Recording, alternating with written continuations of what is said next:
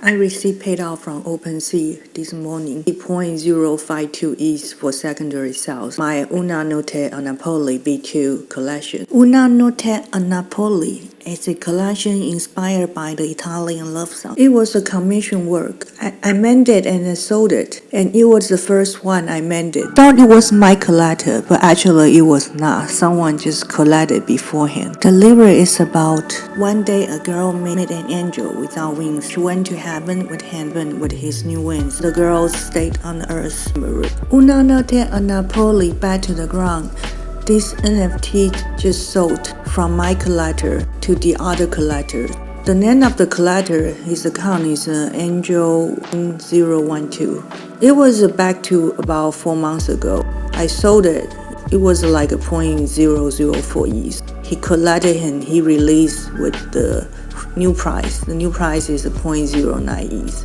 My pricing strategy is give my collector more margin, so I can let them to get some benefit when they want to release and resell my NFT. So there's different strategies. It depends your value propositions. My series, I like to increase the valuations of my collection. So in this case, we have a collector who collect my NFT at 0.004 ETH and earn 0.086 ETH.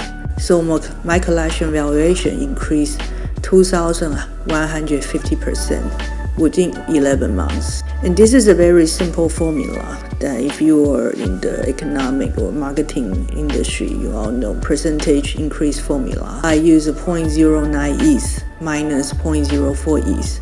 That equal to 0.086 ETH divided by 0.004 ETH. That's a starting point, and you multiply 100 times. So that gives you the percentage number, which is 2,150%. Create a value for your NFTs, because people they think they have to get certain floor price or make the price higher. I don't think there is a this is not like a right or wrong answers, because you have to find your own strategy for your price.